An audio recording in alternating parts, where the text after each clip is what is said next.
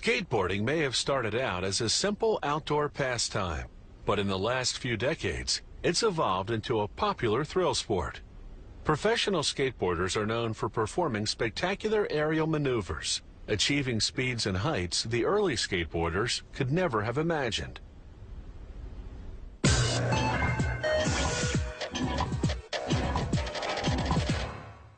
In the 1930s, thrill-seeking kids began attaching their metal roller skate wheels to wooden crates. Little did they know this would one day spawn a worldwide phenomenon. The boxes evolved to boards in 1958, when some California surfers invented sidewalk surfing, something to do when bad weather prevented them from riding the waves. They attached roller skate wheels to wooden planks, then coasted through the streets. Pretty soon, the fad caught on in cities throughout the United States.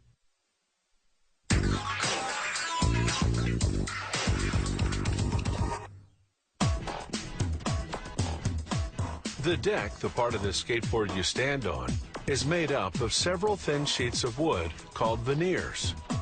Inexpensive boards use fewer sheets and lesser quality woods. These high-end boards use a full 7 sheets of top-quality maple.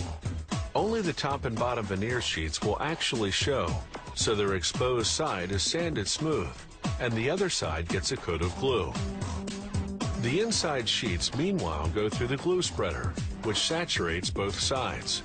This adhesive is specially formulated to withstand vibration and shock. Workers stack 35 sheets of veneer, the equivalent of 5 skateboard decks, and place them in a mold. Skateboards vary in size and shape, so there's a different mold for each model.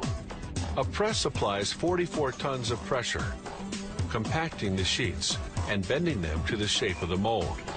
Excess glue squeezes out the sides, binding the 5 decks into one block. They'll be separated later. The block comes out after 3 hours. Now they drill 2 sets of holes through the block. These are for mounting the front and back trucks, the pivoting metal axles that enable the skateboard to turn. Now it's time to give the rectangular block a skateboard contour. They select a template in the general shape of the model they're making. It has pins underneath that fit snugly in the truck holes they've just drilled. This holds the template still while they do what's called the rough cut, sawing around the template, leaving a 1-inch margin.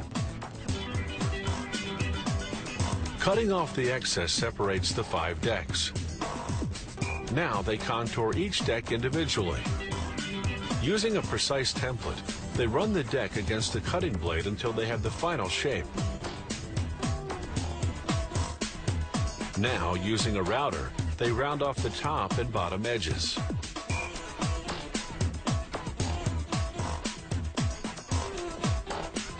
Then they smooth all the surfaces against a drum sander.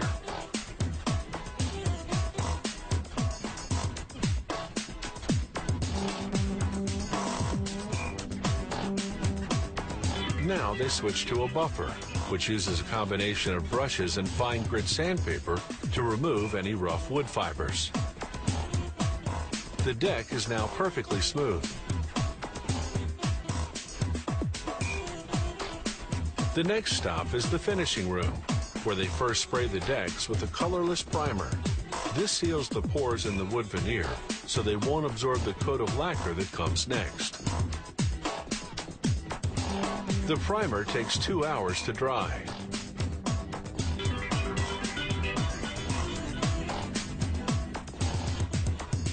Next, they spray on a coat of clear or colored lacquer. It leaves a protective high-gloss finish.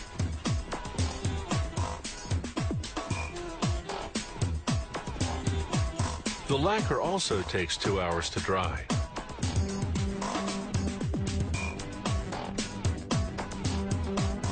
The final step of the finishing process is applying the decoration. The bold graphic designs are printed on plastic sheets. The skateboard factory either buys them ready-made or produces them in-house using its own silkscreen printing equipment.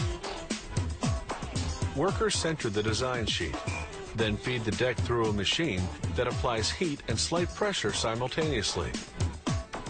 The heat, 390 degrees Fahrenheit, induces a chemical reaction that melts the ink and lacquer. When the plastic comes off, the deck is finished. Decks of this caliber are sold unassembled in specialty stores. They're designed for serious riders who want to customize their skateboards. They pick and choose from different types of trucks, wheels, bearings, even the bolts that hold everything together. All these factors determine how fast or how fancy their skateboard will move and maneuver. If you have any comments about the show, or if you'd like to suggest topics for future shows,